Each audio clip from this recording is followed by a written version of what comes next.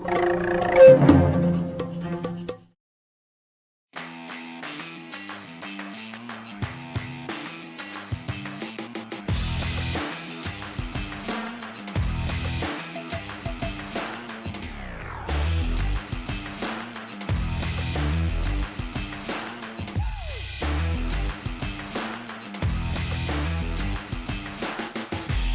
cześć, siemanko. Cześć, Piotrek.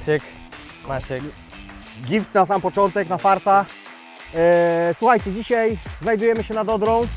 Gościmy Macieja, będziemy uczyć go łowić sumów, a raczej postaramy się go czegoś nauczyć.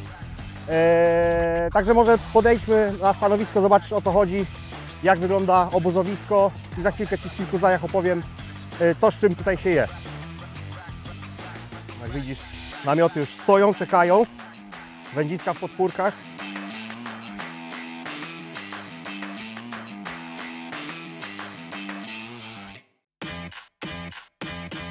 No i dobra, Macieju, zobacz, zwróć uwagę, gdzie jesteśmy. Jest to środkowy odcinek Odry, uregulowany w zasadzie tylko i wyłącznie główkami, które tutaj widać.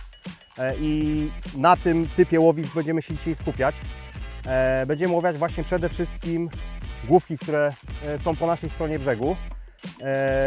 Takimi typowymi łowiskami na tą porę roku będą przede wszystkim warkocze, które widzisz, czyli tak jak tutaj zaczyna się warkocz, kończy się jakby rozmycie tego warkocza.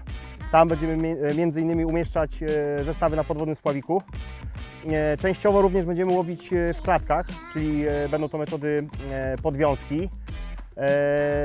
I tak naprawdę na tych dwóch głównych metodach będziemy się skupiać. Dodatkowo jeszcze dorzucimy sobie jedną bojkę. Pokażę Ci, jak łowić za przeszkodami wodnymi, które znajdują się na wodzie, tak? Czyli w tym wypadku właśnie główki, krzaki, trawy wysokie itd., itd. Są to troszeczkę bardziej skomplikowane metody, no ale mam nadzieję, że skumasz szybko i czegoś się nauczysz, nie? A dlaczego akurat warkocze i klatki? Słuchaj, przede wszystkim są to miejsca, w których gromadzi się bardzo duża ilość białorybu. Teraz mamy wrzesień, także gdzieś powoli te ryby zaczynają wchodzić w głębsze partie wody. I dlatego właśnie skupiamy się przede wszystkim, teraz jeszcze jest troszkę wyższa woda, no, jakby byłoby lato, byłby okres letni, łowilibyśmy naprawdę na bardzo, staralibyśmy się łowić na płytkiej wodzie, czyli gdzieś na wewnętrznych łukach rzeki. Teraz stoimy na takiej delikatnej prostce, tu się zaczyna zaraz robić zewnętrzny zakręt. Postaramy się gdzieś zestawem jednym sięgnąć główki, która już jakby zaczyna ten zakręt zewnętrzny. W każdym bądź razie te główki, na których my tutaj dzisiaj stoimy, w warkoczach będzie wody teraz przy tym stanie gdzieś koło 4 do 5 metrów głębokości nawet. I wszystkie zestawy będziemy się starali kłaść raczej w pół wody. Zobaczymy, co się w ogóle będzie działo, tak? Jeżeli nie będzie jakby efektów żadnych, to będziemy próbować łowić wyżej, a może jeszcze bliżej dna, także zobaczymy, nie? Rozumiem. Ok, słuchajcie, teraz z Maćkiem będziemy wiązać zestawy.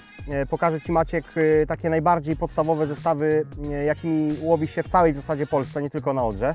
I pierwszym zestawem, który będę wiązał razem z Tobą, będzie to zestaw do łowienia metodą podwiązki. Także pierwsza rzecz to jest oczywiście przypon. Tak jak Ci wcześniej mówiłem, będziemy się starać łowić raczej głębiej, zobaczymy, co się będzie ogólnie działo, tak? Dlatego do tych zestawów robię około 1,5 metrowe przypony.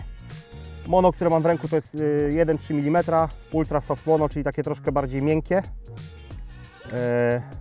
Ok, pierwsza rzecz to jest oczywiście założenie aluminiowego zacisku. O. Kolejna rzecz to jest otulinka.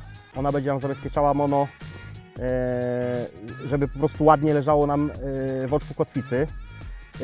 Kotwica statyczna w rozmiarze 2.0 i tak, przełożyłem sobie, jak widzisz, przekładam teraz sobie mono z powrotem w oko, układam sobie je ładnie na tej otulince, wracam zaciskiem z powrotem, o, przekładamy, tu jak widzisz zostawiam taki delikatny luzik, o, tak troszkę, o, mniej więcej tyle. I teraz sobie biorę zaciskarkę. Zaciskarka ma tutaj różne wartości. Biorąc pod uwagę, że jest to 1,3 mm, wybieram sobie tą wartość między 1 a 2 mm. I jak widzisz, zacisk jest dość długi, Także biorę sobie ten zaciskarką, układam zacisk w zaciskarce, o może tak. Z jednej strony raz i generalnie staraj się nigdy nie poprawiać tego. Jak raz zacisnąłeś, to nie poprawiaj. I obok drugi raz. Teraz sobie odcinam kawałek rurki zabezpieczającej.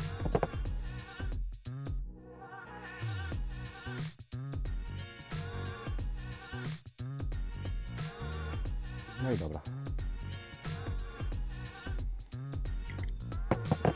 Ok. Musimy założyć do tego agrafkę, czyli takie jakby dodatkowe zbrojenie, które nie jest w zasadzie zbrojeniem, ale dzięki temu możemy w odpowiedni sposób naszego żywca ustawić w łowisku, może tak. Czyli teraz zakładam sobie po prostu zacisk, tak? To jest zacisk, są stopery takie zaciskowe w rozmiarze XL do mono właśnie o grubości 1,3 mm.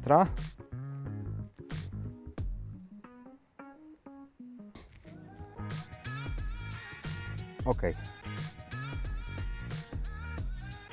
Teraz sobie biorę agrafkę, taką specjalną na krętliku. Dzięki temu, że jest ta agrafka na krętliku i przynęta będzie zbrojona, to zachowuje się w bardzo naturalny sposób. Nie ma tutaj po prostu żadnych takich usztywnień. Tak się to na razie prezentuje. Znowu idzie stoper.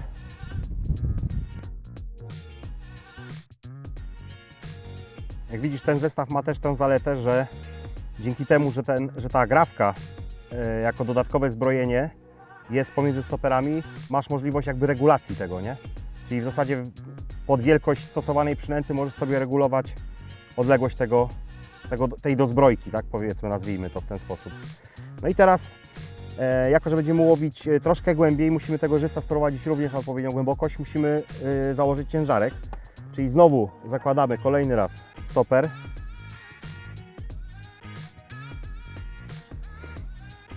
Ważne jest, żeby on nie był przelotowy. On musi być zamontowany tak właśnie na sztywno. On się nie może przesuwać nam po przyponie. Teraz sobie zakładamy ciężarek. Widzisz, tutaj mam taki w ręku ciężarek o gramaturze 150 gram.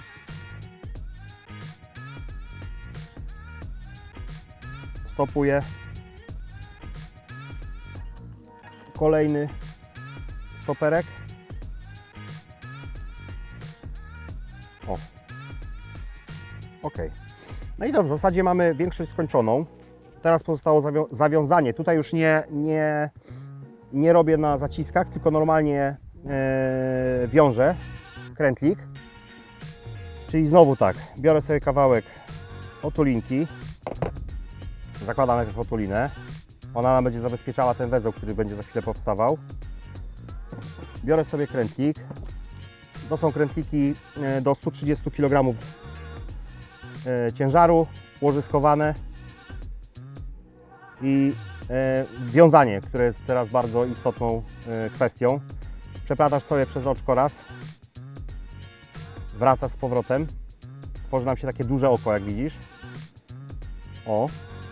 I tym wąsem, który tu wystaje, musisz opleść. Raz, dwa. Widzisz, teraz jeszcze raz, przepraszam. Jeszcze raz. Widzisz, i to oczko teraz nam takie powstało, takie podwójne jakby, nie? Krętlik ma też tutaj swobodę ruchu. O. Troszkę tego wąsa dłuższego można zrobić, bo teraz będziemy robić taki węzeł ósemkowy.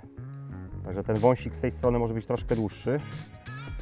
Łapię obie końcówki. Łamię w pół, skręcam na ósemkę i krętlik przekładam przez to powstałe oczko. O, widzisz, tak nam się teraz ładnie tu zrobiło. O, i teraz otulinę, która tu była, ona nam dodatkowo raz, że chroni ten węzeł przed jakimś przetarciem, to jeszcze dodatkowo go ściska, wzmacnia, żeby się nie odwiązywał po prostu w razie czego, nie? No i dobra. Zestaw jest prawie uwiązany. Teraz pozostało dowiązanie krętlika, czyli przed tym kolejny raz zakładamy sobie otulinę. Bierzemy sobie krętlik. Tu krętliki do 130 kg. Przekładamy raz. Przekładamy drugi raz. O, wyszło nam takie podwójne oko. Teraz łapię obie końcówki. Łamię w pół. Skręcam na 8 i krętlik przekładam przez powstałe oczko. Tu nam wychodzi taka 8, jak widzisz. Zaciskam ile się da i nakładam na to otulinkę. O, w ten sposób. I końcówkę możemy odciąć. Także zestaw jest w zasadzie końcowy gotowy. Resztę to już tak jak wcześniej widziałeś, idzie na plecionkę główną spławik, a przed spławikiem w zasadzie najpierw idzie krętlik z quick snapem, ale o tym wszystkim powiem Ci już na łódce. No i dobra, słuchaj, napłynęliśmy sobie drugą główkę w dół. Muszę odpowiednio też napłynąć. Będziemy się starać przynęty ustawiać w warkoczach, więc musimy sobie odpowiednio napłynąć. Weź jak możesz wędzisko już do ręki. Tak jak wcześniej mówiłem, przypony mamy dosyć krótkie, normalnie byśmy ustawiali kamienie bardzo blisko samego szczytu główki, ale teraz będziemy się starać łowić głębiej i już w tym momencie tutaj umieszczamy w łowisku. Teraz musimy podpłynąć do samej główki i już Ci tłumaczę dlaczego.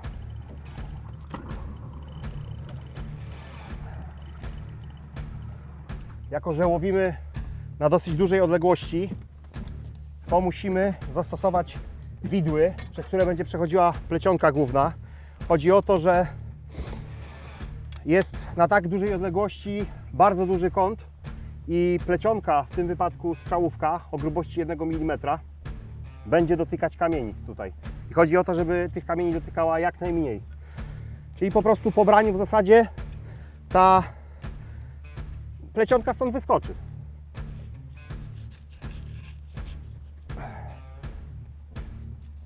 Ok. Dobra, jeszcze momencik.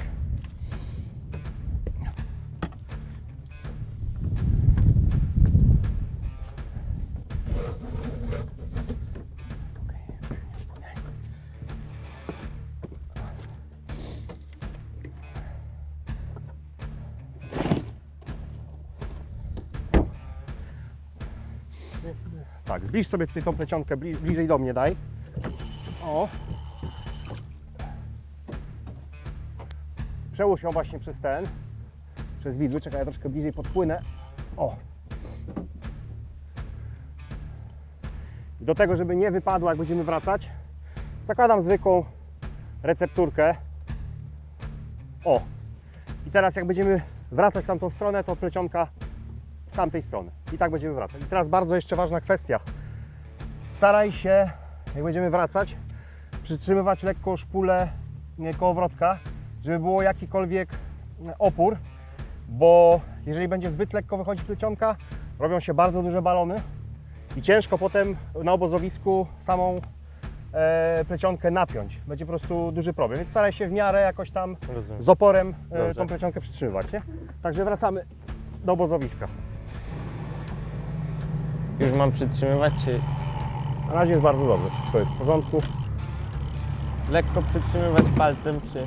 No tak lub wiesz, nie musi być bardzo mocno, tak żeby wiesz, żeby po prostu starać się, żeby w miarę była napięta, nie? Jak troszkę tam będzie ludzi, to też ci nic nie stanie, nie? Teraz tak, ja będę wpływał w tą klatkę i będziesz musiał się postarać kij trzymać na tyle wysoko, żeby plecionkę przełożyć nad tym znakiem. To jest bardzo ważne, dobra? Dobrze.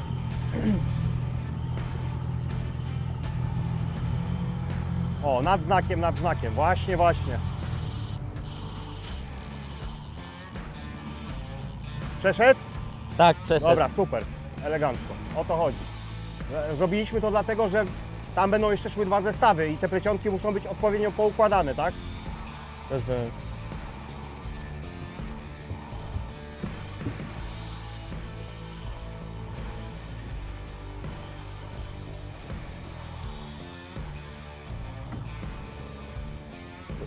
Plecionka opiera się o znak, to tak może być. Nie szkodzi, potem ewentualnie jakieś poprawki będzie można zawsze, wiesz, zrobić, nie?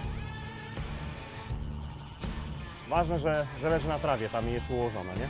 Uważaj, bo w brzeg uderzymy, żebyś się nie wywalił. Dobra. Teraz trzymaj cały czas kołowrotek i chodź do podpórki.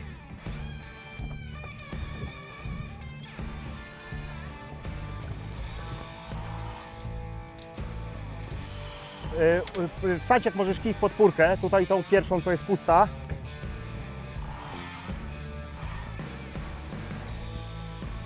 No i dobra, wędkę umieściłeś w podpórce, teraz bardzo ważny element, czyli naciągnięcie całego zestawu. To się w zasadzie zawsze robi intuicyjnie i na czuja. Ja po prostu zawsze patrzę na szczytówkę wędki. Im bardziej się zaczyna uginać, tym bardziej wiem, że po prostu zestaw jest napięty. Napięty musi być ze względu na to, żeby ryba podczas brania zerwała zrywkę, którą widziałeś tam, czyli tą żyłkę. I dzięki temu, że jest tak mocno napięty kij, często też występuje ten efekt samozacięcia, tak? Wiadomo, że trzeba tą rybę docinać, ale jest opcja taka, że przy zerwaniu wędzisko nam docina z automatu rybę. Czyli po napięciu teraz musimy jeszcze ustawić hamulec. To jest bardzo ważna i istotna kwestia, szczególnie przy zestawach, które są w dół rzeki, bo ryba po braniu potrafi nawracać, idzie z prądem rzeki i brania są bardzo widowiskowe, wędziska są, gną się w zasadzie po samą taflę wody, dlatego żeby ryba nie zabrała bądź nie złamała wędki w podpórce, staramy się te hamulce ustawiać tak na 80% ich wytrzymałości. W tym wypadku uważam, że świat i ludzie. Ryba po braniu sobie będzie mogła z oporem wyjeżdżać z plecionką, a my mamy czas na to, żeby po prostu do wędki dojść i dociąć rybę. Także lecimy zaraz z następnym zestawem. Słuchaj, Piotr pokazał Ci zestaw na bojkę. Ja pokażę Ci, jak zrobić zestaw na podwodny spławik. Do tego będziemy potrzebować mono 1.3. Obcinamy ze skosa. Zakładamy pierwszy stoper.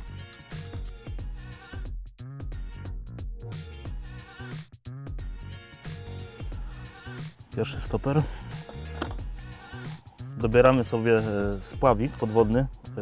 Gramaturą dobieramy go do żywca. To jest 20 gram. Myślę, że wystarczy do naszych żywcy. Z grzechotką. Doskonale wabi sumy z większej odległości, po prostu wytwarza wibrację i falę hydroakustyczną w wodzie. Tak, stopujemy go drugim stoperem.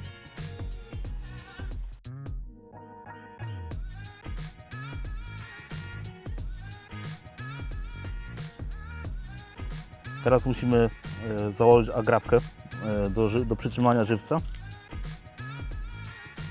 I też lecimy z kolejnym stoperem.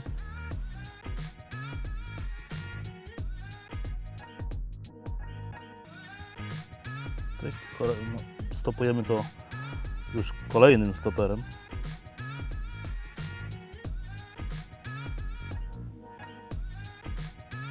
Pozostaje nam do założenia jeszcze kotwica. Tu dobierzemy kotwicę w rozmiarze 3.0 Astatic. Damy otulinę.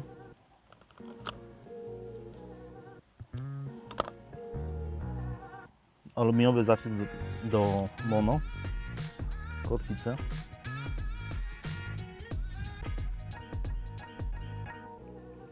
Musimy jeszcze włożyć takie kolanko do ochrony mono.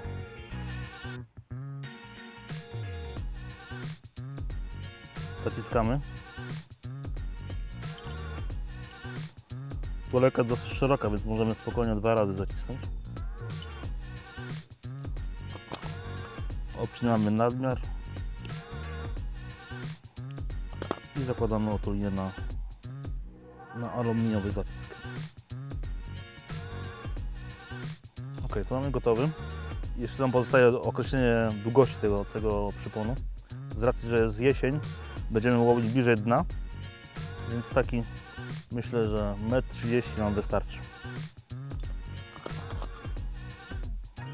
Obcinamy, zakładamy, wsuwamy silikonową rurkę, dajemy zacisk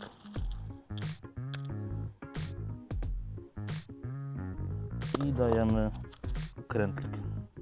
Nie zapominamy jeszcze o plastikowym kolanku na mono.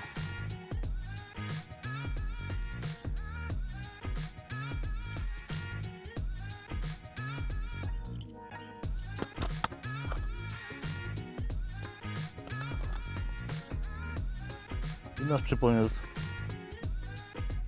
gotowy.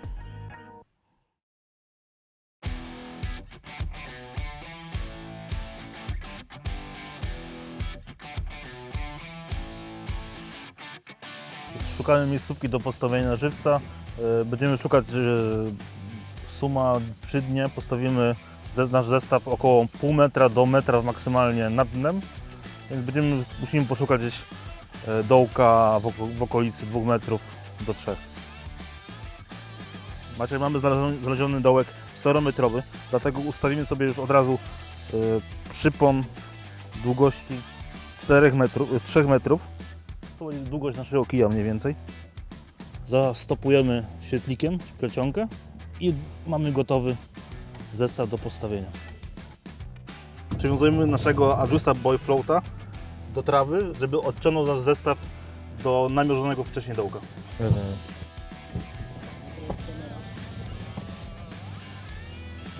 Wiążemy się bezpośrednio do trawy, przykładamy za garść trawy agrafkę i ściskamy. Jakiś węzeł, czy po prostu Nie, zwykła? po prostu przekładamy za agrafkę. Dobrze, To się samo zaciska, na pewno nam się nie odwiąże ani nie spadnie. rozumiem.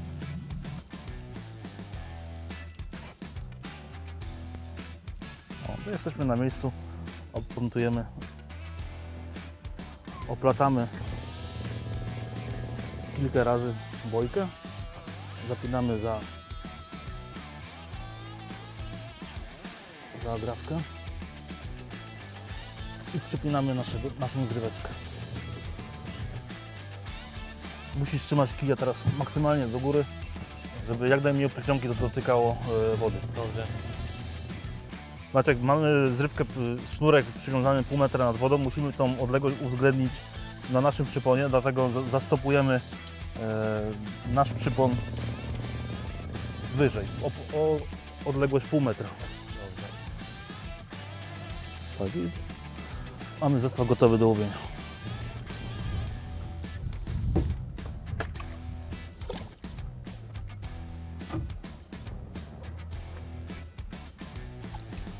Czyli plecionka lepiej, żeby nie dotykała wody. Tak. Odkręcić trzeba, dobrze.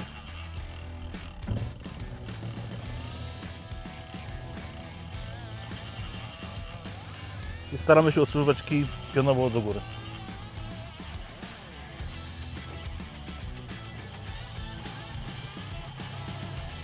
Ale zasuwa. Teraz będziemy przy brzegu.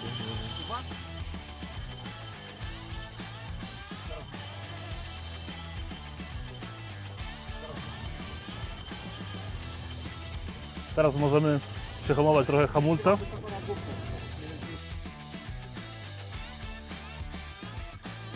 Jeżeli stawiamy zestaw w górę rzeki, możemy z hamulcem bardziej poszaleć i dokręcić go praktycznie na maksa, ponieważ ryba będzie schodzić do nas lub zostanie w klatce, gdzie mamy zestaw.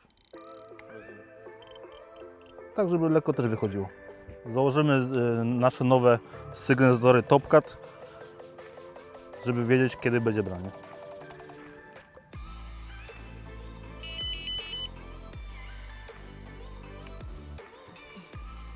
Dobra Maciek, jak sam widzisz, wywieźliśmy już 2 zestawy i myślę, że jest dobra pora na to, żeby Ci powiedzieć o tym, jak wyglądają brania i kiedy należy reagować jakby. Więc jeśli chodzi o zestawy postawione w dół rzeki, brania z reguły są takie, że kij chce wyrwać z podpórki, także tutaj wiadomo, kiedy jest to branie i nie występuje tu moment tego jakby odstrzału wędziska. Natomiast jak będziemy wywozić w górę rzeki, będą to z reguły brania takie, że kij będzie grał i następuje odstrzał, wędzisko się prostuje i wtedy należy rybę zacinać. Tutaj jak sam widzisz, mamy podpięte sygnalizatory brań.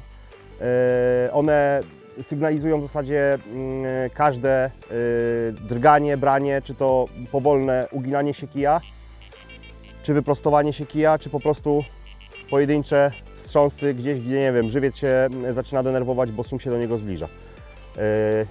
Czy jak masz jakieś jeszcze pytania ewentualnie odnośnie Mogę tego? mieć problem z zacięciem ryby na taką odległość, czy... Nie, z reguły one się same zacinają, aczkolwiek po braniu samym wyciągasz po prostu wędkę z podpórki i 2 mocne po zwinięciu ewentualnych luzów 2 mocne, 3 mocne docięcia, ile pary w łapach tak naprawdę. I po braniu oczywiście wschodzimy na łódkę, jeśli sytuacja tego wymaga i płyniemy do ryby, nie? Dobra, jasne, wszystko. No i elegancko.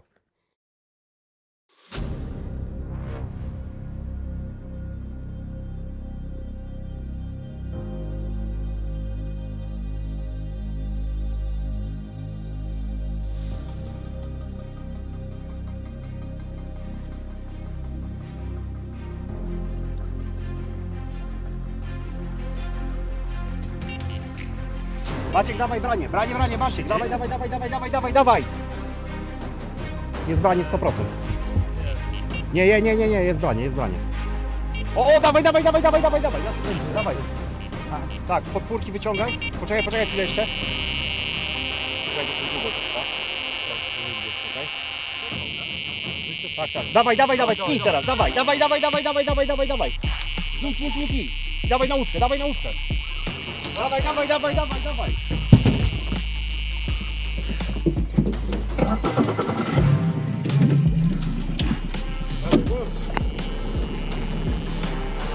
Holuj, cały czas na sztywno, żebyś miał. Czujesz tam coś, czy nie? Dawaj, holuj mocno, dawaj, para. Dawaj, mocno.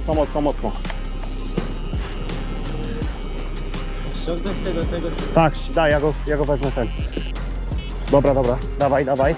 Holuj, cały czas staraj się, żeby była napięta, żeby nie spadł, żeby nie zszedł. Staraj się trzymać wędzisko tutaj, a to oprzyj sobie o biodro. Wiesz, będzie ci ładnie. I tą rękę tu wyżej. O, właśnie. Super. Dawaj, holuj.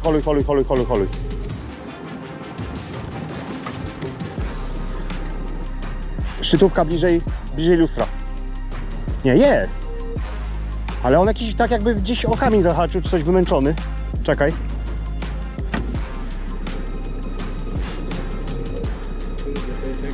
Jest. Ale jak te branie takie newralgiczne w ogóle masakra, nie? Czekaj, ja spróbuję go podebrać, bo on... Czekaj. Nie walczy w ogóle. No nie, no właśnie jakiś... O, czekaj. Może, no. Widziałeś, to branie takie dziwne było, nie? Tak jakby, nie wiem, czy zrywka gdzieś zaczepiła sznurek od kamienia? Elegancko. Brawo. Bliżej troszkę do mnie, jak możesz. O, bąble już puszcza. On już jest słabiutki. Już jest do podebrania. Dobra, to cofnij się ile się da. O, i bliżej do mnie. Bliżej, bo ja muszę złapać. O, dobra. O, i na ten zestaw. Czekaj, bo jeszcze walczy tutaj.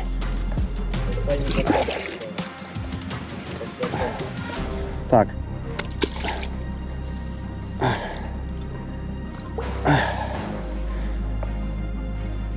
Dobra. Brawo. No brawo, Maciej. Brawo. Piona. Elegancko, naprawdę. Ale zobacz, jakiś tutaj zdeformowany, jakiś dziwny ma. Ała. Karpaty, może też do tego nie walczą aż tak. Jest pierwszy Macieja ze stacjonarki. Taki piękny. Odrzański smok. Brawo. Na chwilę krótka sesja i wypuszczamy rybkę. Weźmiesz go za ogon? Tak. Będzie łatwiej tak we dwóch. O.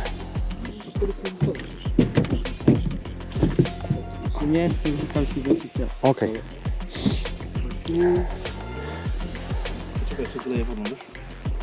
Aha. Elegancko, dobra, kładź. Mega rybsko. Chrzest sumiarza to jest, musisz sobie poradzić. Ale powiem Ci o rzeczach, na które musisz zwracać uwagę, podnosząc takie ryby. To nigdy nie brać ryby pod brzuch, bo można mu zrobić krzywdę w wnętrzności, wiesz, tam naruszyć. Więc staraj się zawsze albo gdzieś tu od strony łba gdzieś tam wkładać rękę, nie? Łeb obróć w moją stronę, a ogon podnieść, wiesz, tak jak Tak, on się wyślizga po prostu. O. Mogę sobie go oprzeć na nogę. Możesz sobie. Okej, ale też w sumie ja go nie obrócę tak, żeby on był ktoś... Najlepiej to by Ci było po prostu, wiesz co? Czekaj, wiesz co? Możesz tak zrobić na... O właśnie, no.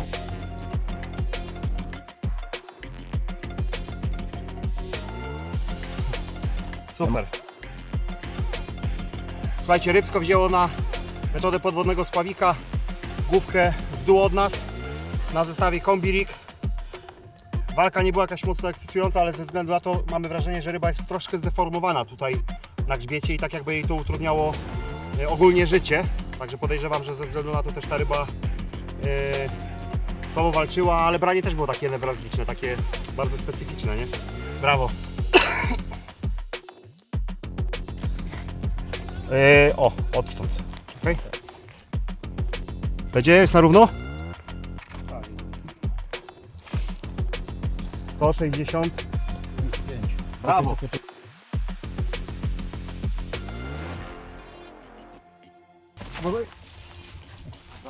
On se zjedzie już tutaj. Zabierz gotowych zapyszczek.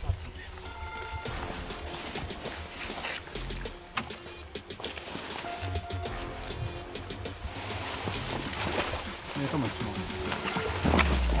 Okej.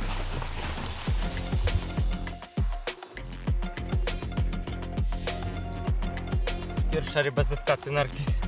Życiówka, piękny, potężny słon. Chyba gra. Tak. Dam sobie radę, bo to jest znurcie. Elegancko. Poszedł, super. Cieszę się jak nie wiem. Piękna ryba.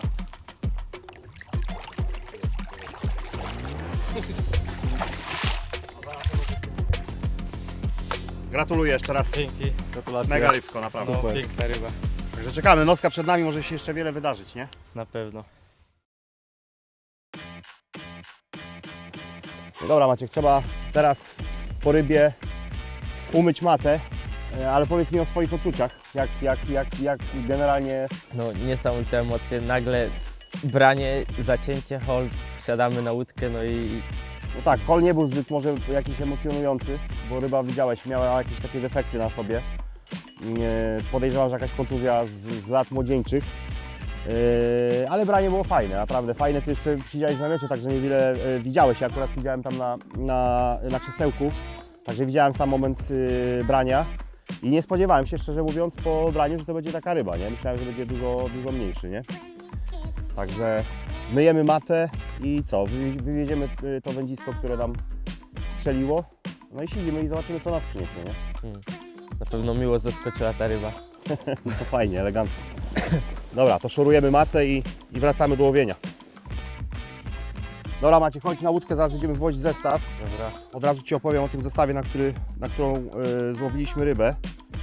Jest to taki Kombi Rig, czyli działanie jest tego zestawu takie, że nasza przynęta jest w formie kurki proteinowej, czyli tutaj ten odcinek jest po prostu na włosie.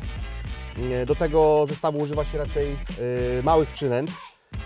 Zapinamy po prostu przynętę tutaj za tą agrafkę i sum podczas otwarcia pokrys strzelowych zasysa całość łącznie z tym hakiem, który jest po prostu jakby przed przynętą i jest luźny, tak? No i działanie podwodnego spławika, wiadomo, to o czym żeśmy Ci wcześniej opowiadali. Wypiera rybę, ustawia ją odpowiednio w nurcie i tak to mniej więcej wygląda. Także wywozimy, jak widać, zestaw poskutkował. Wywozimy go jeszcze raz w to samo miejsce. Dobra.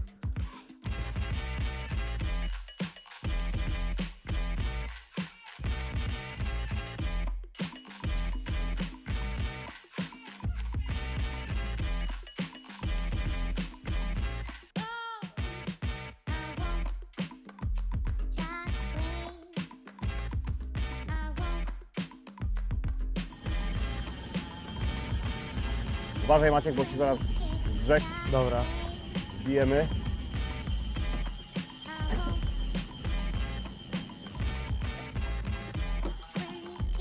Dobra, do podpórki.